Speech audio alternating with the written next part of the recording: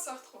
Aujourd'hui on va attaquer un gros morceau parce qu'on va parler d'écologie. Je suis dans le domaine du voyage et bien évidemment c'est la chose la plus simple pour m'attaquer, c'est justement tu as pensé à ton empreinte carbone, le fait que je prenne l'avion, le fait que c'est pas responsable, le fait que je promeus un mode de vie qui est quand même assez écologiquement catastrophique. Je sais, honnêtement il y en a certains qui devraient arrêter la caféine dès le matin et prendre un cacao, ça adoucirait probablement leur vie. Ce que je trouve quand même assez drôle c'est que dans la vie en fait tout est fait de nuances, il n'y a pas de noir ou 100% blanc et en fait un petit peu tout ce que tu fais est écologiquement impactant parce que clairement c'est mon existence en elle-même qui pollue. Et justement, découlant sur ça, il faut savoir qu'un enfant, faire un enfant, c'est beaucoup plus polluant que voyager. Voilà. Est-ce que pour autant, sur les réseaux sociaux, j'insulte et j'attrape la veste de toutes les personnes qui montrent leurs enfants, qui sont enceintes ou peu importe? Non, absolument pas. Est-ce que j'essaye de faire de la promotion auprès des futurs parents pour ne pas qu'ils aient d'enfants parce que c'est écologiquement irresponsable?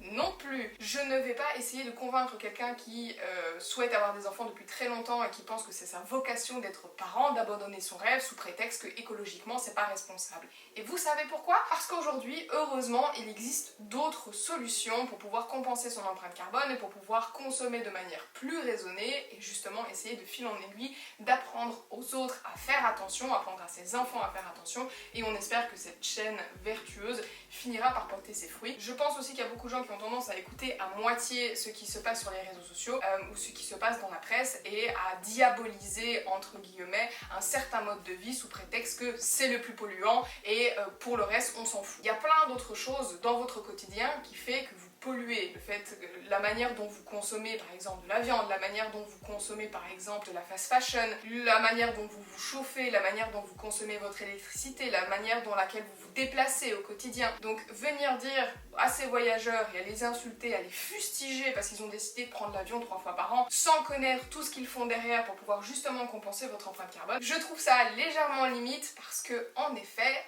on ne sait pas ce que les gens font dans leur quotidien pour pouvoir justement faire les choix de vie qu'ils font. Il y a certaines personnes qui ont décidé de faire des sacrifices sur lesquels ils ne se vendent pas en permanence sur les réseaux sociaux. Donc bon, s'il vous plaît, pouvons-nous prendre une certaine balance, voir la vie pleine de nuances parce que c'est ce qu'elle est, et peut-être aussi se renseigner accessoirement, parce que justement en préparant cette vidéo j'ai regardé pas mal de petites vidéos qui sont facilement accessibles sur la chaîne YouTube du Monde par exemple, c'est vraiment une chaîne formidable, ils font un travail incroyable, je vous invite vraiment à la regarder, que ce soit pour l'actualité en général ou pour ce genre de thème. Il y a aussi des sites par exemple tels que le site de la WWF, il y a plein d'autres choses, le site de la Commission Européenne aussi qui vous apporte énormément d'informations sur justement l'écologie, les différentes démarches que l'on peut mettre en œuvre pour pouvoir réduire son empreinte carbone et je pense qu'aujourd'hui il y a beaucoup de gens qui sont légèrement sous-informés concernant leur mode de consommation mais également ce qui est réellement polluant ou non. Alors attention, je ne viens pas dire que le voyage n'est pas polluant, loin de là,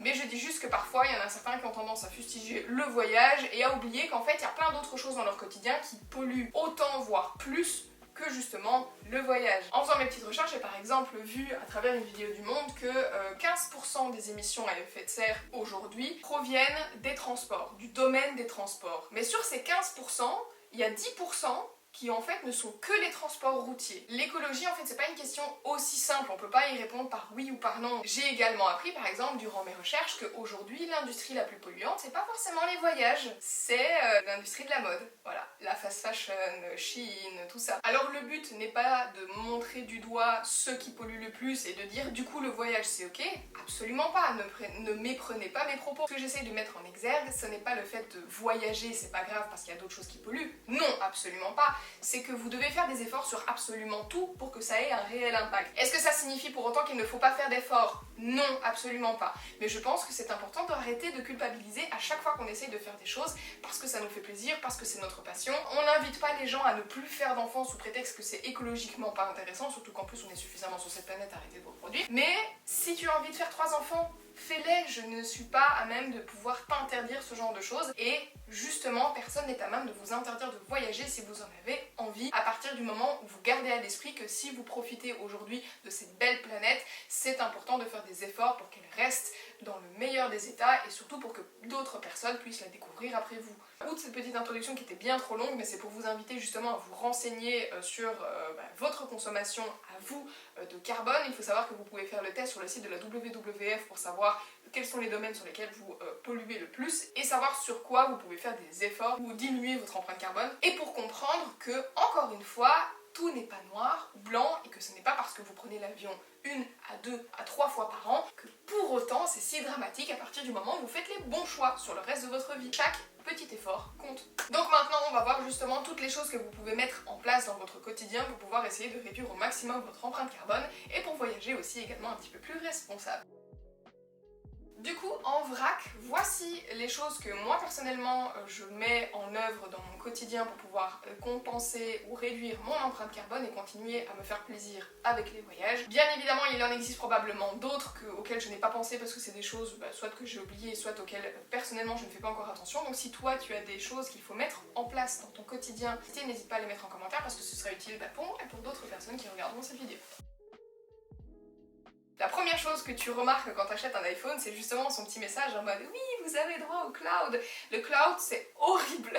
Faut savoir que Internet, à lui seul, est aussi une industrie extrêmement polluante, très grosse consommatrice d'eau également, ce que je ne savais pas encore il y a quelques années, mais que j'ai appris justement en me renseignant, c'est le fait de garder 1001 mails qui vous servent à rien dans votre boîte mail. Franchement, supprimez-les parce que ça prend de la place sur des serveurs énormes. Que, honnêtement, est-ce que c'est nécessaire de garder tous ces mails? Non. Est-ce que c'est nécessaire de garder vos 600 000 selfies ou les 600 000 photos de votre chat sur votre cloud? Probablement pas non plus. Pour pouvoir polluer moins, acheter un disque dur externe que tu garderas toute ta vie, dans lequel tu mets tes photos, et comme ça tu sais que le coût de consommation il est fait qu'une fois, à la production et à l'achat de ton disque dur externe. Et de la même manière, c'est très important de faire un tri sur vos boîtes mail, voilà.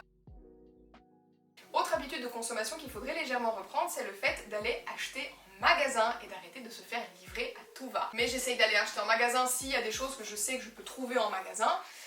Je prends mes petites jambes, je vais jusqu'au magasin, ou je prends le bus, je prends le train, peu importe, et je vais les acheter plutôt que de me les faire livrer chez moi. Et je tiens également à préciser que toutes les commandes en ligne que vous faites, quand vous les renvoyez en fait dans les usines, il faut savoir qu'il y a pas mal de marques aujourd'hui de fast fashion qui ne prennent même pas la peine de vérifier les vêtements, de les reprendre et tout ça, ça va directement à la poubelle. C'est vraiment une honte abominable et je sais qu'il y en a très peu qui le savent, mais j'ai vu un reportage là-dessus et j'étais outrée. Le gaspillage des livraisons, des renvois gratuits, c'est absolument abominable et c'est probablement l'une des raisons pour laquelle aujourd'hui l'industrie du textile est l'une des plus polluantes, c'est parce qu'il y a vraiment zéro conscience derrière. Donc si tu dois vraiment acheter quelque chose, va plus vite acheter en magasin. Si tu te fais livrer chez toi parce que tu n'as pas le choix, parce que ah oui mais c'est disponible qu'en ligne, ça m'est déjà arrivé, tu le fais livrer chez toi mais par contre tu vas retourner les articles en magasin. Il y a beaucoup plus de chances pour qu'ils ne finissent pas à la poubelle. Et d'ailleurs, notamment en parlant de consommation, je vous invite à d'abord regarder tout ce qui est en friperie, tout ce qui est en occasion, sur Vinted par exemple. Honnêtement, si vous voulez acheter quelque chose, déjà posez-vous la question de est-ce que j'en ai besoin? Est-ce que je n'ai pas déjà quelque chose chez moi qui peut remplacer cette chose? Et est-ce que je peux le trouver en occasion? Si toutes ces réponses à chaque fois sont répondues avec un non, il n'y a pas le choix que d'acheter neuf. Mais sachez qu'il y a d'autres solutions. En parlant de consommation, je vais également parler du back market. C'est très bien de vouloir le nouvel iPhone et tout ce qui s'ensuit, de vouloir un nouveau téléphone. J'ai moi-même acheté il n'y a pas très longtemps un nouveau téléphone, étant donné que j'ai dû rendre mon ancien téléphone parce que c'était celui de ma boîte. Voilà, l'iPad pareil, il est neuf, mais en fait il n'est pas neuf, c'est un reconditionné. Pourquoi? Parce que déjà de 1 ça coûte beaucoup moins cher, hein. Donc pour tous ceux qui ont des petits budgets, franchement, c'est plus sympa en fait de prendre du reconditionné. Et c'est surtout qu'aujourd'hui vous avez tendance à consommer tellement et à changer tellement souvent de téléphone que vous pouvez trouver des iPhone 12 Pro qui sont comme neuf avec une batterie qui a été changée dans un état incroyable pour la moitié du prix et en plus écologiquement parlant c'est beaucoup plus responsable que d'acheter du neuf.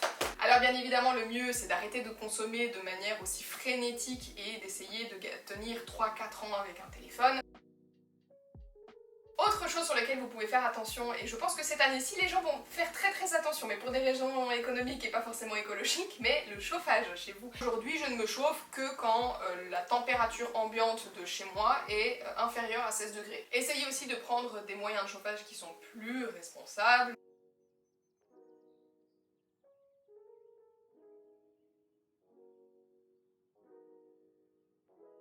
On fait également attention à ces appareils électriques parce qu'aujourd'hui tout ce que tu fais est lié à l'électricité, hein. T'as envie de regarder la TV, t'as envie d'ouvrir ton ordinateur, t'as envie de jouer à la console, t'as envie de laver ton linge, t'as envie de laver ta vaisselle, il y a plein de choses. En fait, Tu te rends compte à quel point aujourd'hui tu sais rien faire sans électricité, c'est ouf hein, mais c'est comme ça.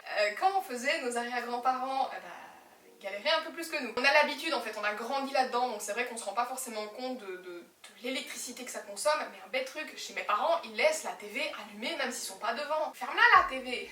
Pourquoi? Elle fonctionne pour qui, accessoirement? Fermez vos appareils électroniques si vous ne les utilisez pas.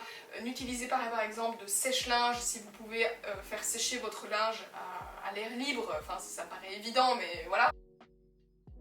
Vous pouvez aussi utiliser des moteurs de recherche écologiquement responsables, comme par exemple Ecosia. Voilà, chaque 40 recherches, il plante un arbre. Est-ce que j'ai besoin de vous faire un cours sur l'importance des arbres pour le CO2? Je pense qu'aujourd'hui tout le monde connaît.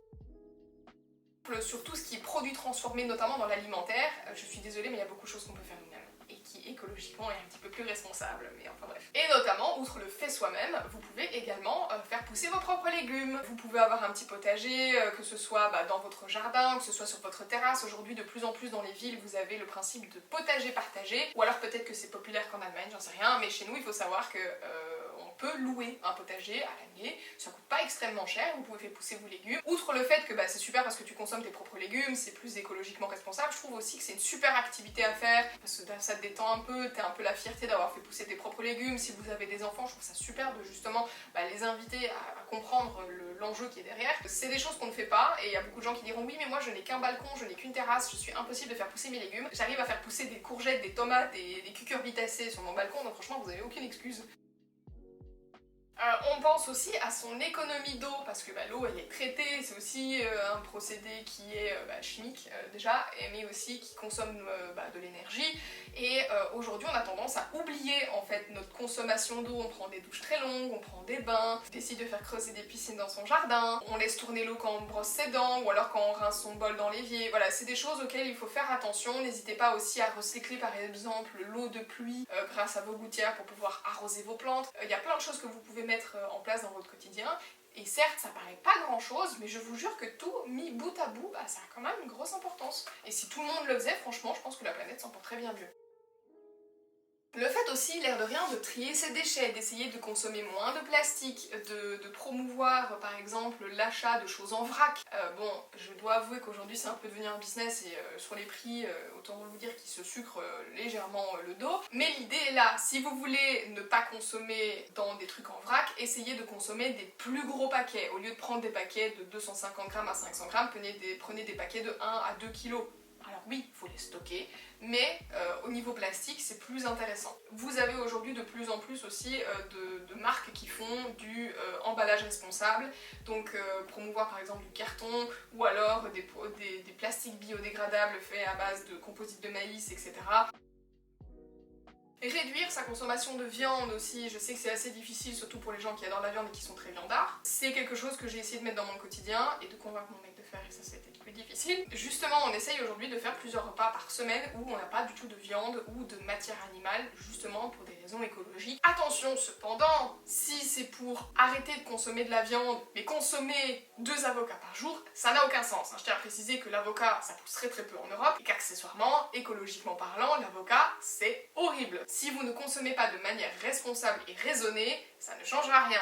Donc oui, c'est bien de passer sur une alimentation végétale avec beaucoup de soja et tout ce qui s'ensuit, mais c'est aussi important de vérifier la provenance. Voilà, il y a des marques qui sont un peu moins éthiques que d'autres. Consommer aussi local et de saison, c'est-à-dire que par exemple, aujourd'hui, c'est des choses qui sont de plus en plus mises en avant, mais voilà, si j'en trouve en Belgique et en Allemagne, vous devrez probablement en trouver en France, mais c'est par exemple des fermiers qui vont élever leurs propres poulets. Tu vois les poulets qui se baladent dans la basse-cour, ils ont énormément d'espace, tu sais que ces poulets ils sont heureux quand ils vivent. Alors bon, t'as toujours l'éthique animale en mode oui, mais après le poulet il est mangé, bon, ça c'est une autre question, je parle pas du véganisme ici, mais disons que si tu as envie de manger du poulet, tu peux manger du poulet qui est bien meilleur, pour pas forcément beaucoup plus cher, tu sais les conditions dans lesquelles il a été élevé, et tu sais que ça a été élevé par un local qui, entre guillemets, fait ça d'une manière un petit peu plus responsable. Ça peut être également la même chose sur la viande de porc, la viande de bœuf. Aujourd'hui, il y a des fermes, justement, qui promeut le circuit court, mais faites aussi attention par exemple à vos légumes. C'est bien de se consommer énormément de légumes, mais faites aussi attention aux saisons. On privilégie donc le circuit court, on va essayer d'acheter en gros, de congeler, de faire des préparations en bocaux. Franchement, et en plus c'est fun à faire. On évite bien évidemment le gaspillage gaspillage alimentaire. Quand vous utilisez quelque chose, congelez-le. Si c'est pour au final le laisser dans votre frigo, le laisser pourrir, ça sert à rien. Privilégiez la congélation par exemple, quand bien même le congélateur utilise de l'électricité. Je peux vous dire que en hiver, je n'ai quasiment pas besoin d'acheter de légumes tellement j'ai de courgettes, de paprika, de tomates et tout ce qui s'ensuit, soit préparé par mes grands-mères, soit préparé par ma belle-mère, ou préparé par moi-même, hein, voilà. Donc au final, ce qui est bien, c'est qu'en hiver, je suis quasiment autosuffisante en légumes. Au restaurant, on préfère également les doggy bags par exemple, parce que de toute façon ça va être jeté. On évite l'achat compulsif, que ce soit de vêtements et de fast fashion, on en a déjà parlé, mais également de cosmétiques. Franchement, le nombre de personnes qui, je vois, achètent des palettes de maquillage tous les mois, qu'elles n'utilisent même pas, pour au final, 2 mois plus tard, les revendre sur Vinted à moitié prix, économiquement parlant, je suis désolée, mais vous n'êtes pas gagnant. Et puis alors en plus, écologiquement parlant, pareil, tu vois, c'est pas ouf. Je sais pas. Faites ça de manière un petit peu raisonnée. Est-ce que vous en avez besoin? Est-ce que vous avez quelque chose qui peut potentiellement remplacer cette chose? Est-ce que vous pouvez pas l'acheter d'occasion? Tu vois, des questions importantes à se poser. Et maintenant, justement, parlons de voyage, d'avion, de voyage responsable. Alors, bon, soyons réalistes, voyager de toute façon écologiquement sera jamais hyper positif pour la planète. Je vous invite vraiment à promouvoir des trains tels que Ouigo. Il y a des comparateurs aujourd'hui tels que, je pense qu'avant c'était GoEuro et qu'aujourd'hui ça s'appelle Omio, mais bref c'est un comparateur où vous pouvez aussi regarder quels sont les billets de train les moins chers, etc. Il y a plein de trajets aujourd'hui en Europe que vous pouvez largement faire en train et ne pas prendre l'avion. Un Paris-Amsterdam, faites-le en train. Un Paris-Londres, faites-le en train. Un Bruxelles-Londres, faites-le en train. Alors le problème aujourd'hui c'est qu'avec les compagnies low cost, t'as beaucoup plus vite envie de prendre l'avion parce que ça prend moins de temps et qu'accessoirement, enfin tu penses que ça prend moins de temps, et qu'accessoirement ça coûte moins cher, mais sachez qu'au niveau du temps, mais en fait, le fait de prendre l'avion à Bruxelles-Londres, c'est pas forcément temporellement plus intéressant. Et puis aujourd'hui, j'ai l'impression qu'il y a de plus en plus de connexions pour les trains de nuit, et ça aussi c'est pareil, tu vois, c'est chouette, tu pars avec des amis en vacances, prends un train de nuit. Il y a des trains qui font Marseille-Barcelone, il y a des trains qui font Nice-Moscou aussi si tu veux, franchement. Bon, ça va être un peu long et personne va aller en Russie pour l'instant, mais franchement si tu veux trouver des trains de nuit, il y a moyen d'en trouver beaucoup. Je sais aussi qu'il y a des trains qui passent par l'Allemagne, qui s'arrêtent à Munich, qui font un stop et qui vont jusqu'à Rome. Donc bien évidemment, si vous pouvez aller à cette destination en train, s'il vous plaît, privilégiez le train. Aujourd'hui, si vous vous y prenez suffisamment à l'avance ou si vous passez par justement les promos Black Friday, etc., vous pouvez trouver des billets de train intéressants. Donc faites attention à ce genre de choses et vérifiez si ce n'est pas possible. Mais même en prenant l'avion, vous pouvez faire des choix qui écologiquement sont un petit peu plus responsables que d'autres. Le fait par exemple déjà de ne pas prendre de vol avec escale. Je sais que les vols avec escale sont beaucoup moins chers et donc du coup il y a des gens qui seront prêts à faire 2-3 escales pour pouvoir arriver à leur destination. Mais écologiquement parlant, c'est beaucoup moins intéressant parce que ce qui consomme beaucoup, c'est le décollage et l'atterrissage. Vous pouvez également sur Google Flight par exemple choisir l'option qui consomme le moins de CO2. Voilà, c'est une petite option, vous voyez en fait chaque vol la consommation de CO2 et il vous dit ah si vous prenez ce vol ça consomme moins de CO2. Ah, ça vaut ce que ça vaut, mais honnêtement bon après je me dis chaque détail compte. Vous pouvez également payer votre consommation carbone quand vous achetez un billet. Vous pouvez également faire un don par contre pour réellement aider des organisations qui luttent contre le réchauffement de la planète et justement qui essayent de réduire les consommations annuelles de CO2. Aujourd'hui, il faut aussi promouvoir le slow travel, le fait de voyager plus près de chez soi, de découvrir ce qu'il y a à voir dans les alentours de chez soi.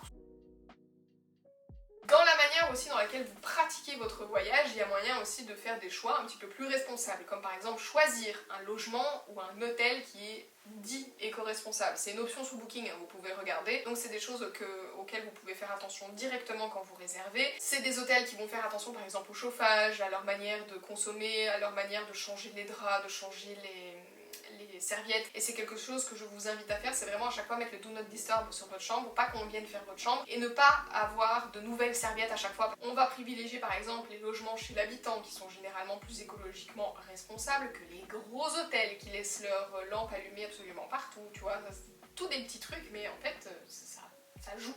En fin de compte. On emporte également les échantillons dans les hôtels. Je sais qu'il y a des gens qui n'utilisent pas leurs échantillons en se disant ça servira à quelqu'un d'autre, mais il faut savoir qu'en fait pour des raisons d'hygiène, les femmes de ménage sont obligées de tout jeter. Parce qu'un jour j'ai voulu rendre à une femme de ménage les échantillons que j'avais pas utilisés et elle m'a dit je suis vraiment désolée mais on a comme policy à l'intérieur de l'hôtel de jeter tout pour des raisons sanitaires en fait. Et justement en parlant de cosmétiques, au lieu d'utiliser des cosmétiques liquides qui ne sont pas rechargeables etc., concentrez-vous sur des cosmétiques qui sont réutilisables. Vous pouvez utiliser des cotons pour le maquillage qui sont réutilisables, vous pouvez également consommer des cosmétiques solides. Moi je ne vois que par ça, hein. C'est beaucoup plus pratique, t'as pas peur que ça éclate dans ton sac, que ça fout du liquide partout. C'est beaucoup plus compact aussi, accessoirement. Ça te dure plus longtemps aussi d'avoir du savon solide que d'avoir du savon liquide, et en plus ça coûte moins cher. Comme quoi écologie ne signifie pas toujours dépenses affriolantes, non, parfois c'est même des choses qui vous coûteront beaucoup moins cher.